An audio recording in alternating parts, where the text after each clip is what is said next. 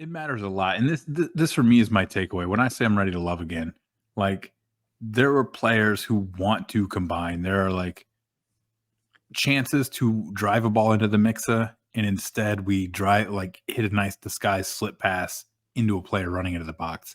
There is a ton of moments of me official like coming back to a ball, played into her feet with just a nice cushioned set where she just sets it for a player 4 yards away from her who's now looking upfield to play soccer.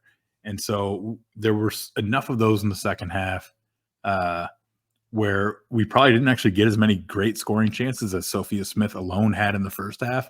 Right. But there's enough of that kind of soccer aspiration in the second half that I'm like, oh man, worst case, we put Sophia up top and we just get chances galore.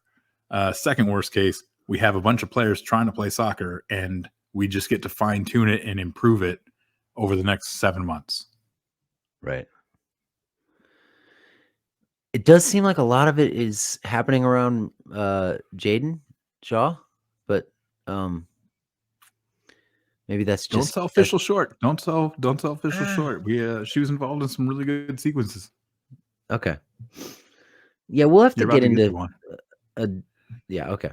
A nice free kick from Shaw, and Fischel nods it wide in the 61st minute. So just showing her the set piece danger that she provides, which is also not a small thing. Go ahead. So it was absolutely a dangerous set piece. It came on the heels of a pretty rough Shaw corner kick, which I'm not trying to make a big deal about that because some corner kicks are rough, but she took one. Did she just kick it over everybody, or? No, it was the opposite. Like it didn't even get close to a near post runner. It wasn't like, oh, well, we're just trying to hit it to a near post Julie Ertz style run. Like it was just a really poor knee height corner kick into the near post. Okay. I'm glad you mentioned that for the sake of fairness. We just got to keep everyone honest. Yeah. Yep. 62nd minute, we get Sam Coffey comes on for Emily Sonnet, and Jenna Neiswanger comes on for Emily Fox at left back.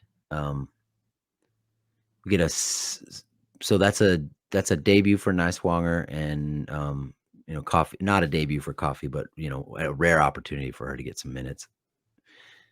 65th minute. Again, it's good to keep a player on there with tucked in shirt. I feel like it's a good. Like that's just good for the overall vibe. You can imagine her just like leafing through the rule book, and finding that rule somewhere and then following it.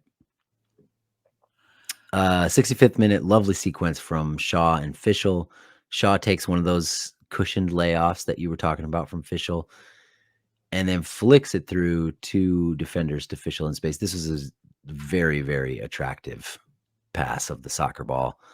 And Fischel's has some room coming into the box from a little bit to the goalkeeper's left.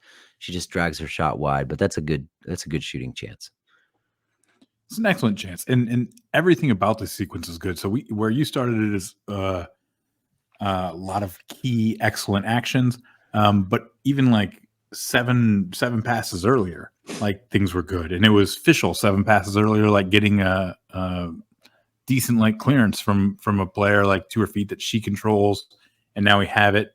And then we had like Lindsay Horan doing some real good Lindsay Horan stuff where under a little bit of pressure that she doesn't feel at all because she's just incapable of feeling pressure. She hits a very simple but very effective, like disguised vertical pass, 8 yards to Rose Lavelle in a ton of space. And suddenly you've got Rose Lavelle now just driving at midfield with a ton of room, and she's the one who hits the entry pass to Fischel.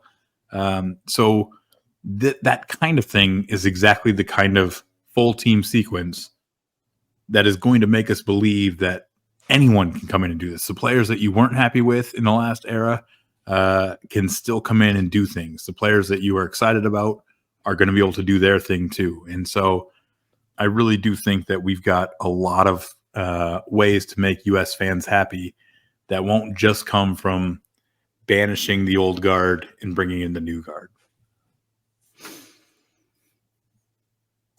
I do wonder, this goes back to the Natalia Strain conversation that I had, the interview from last week, where I asked her, is the reason we're not playing sort of intentional possession soccer for the national team, or the reason we didn't, is it because of the players or is it because of the coach? And I think most people on the Scuffed Discord would say it's because of the coach, right? And I think that Yes. Astrine was a little more like, well, that's the question, that is the question Yeah. that needs to be answered. And I wonder about it, I wonder about that a lot. It's not something we can settle right now, probably. I mean, maybe you can settle it right now, but I can't. But I think it is something to watch.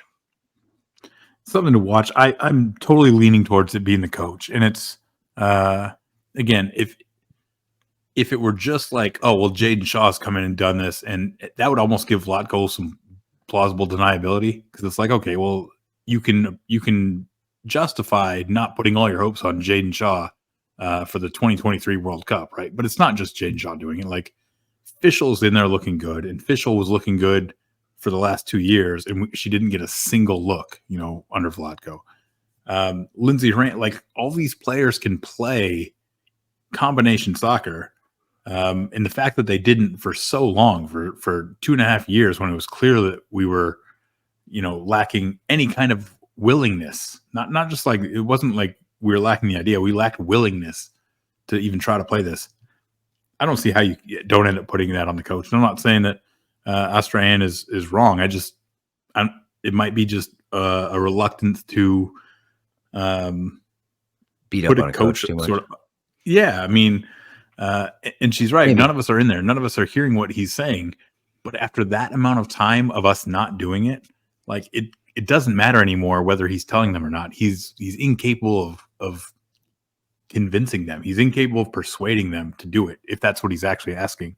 And I think the much more likely case is that's not what he's actually asking, or he's not asking in the right way or hard enough. Okay. We'll return to this subject at a future date.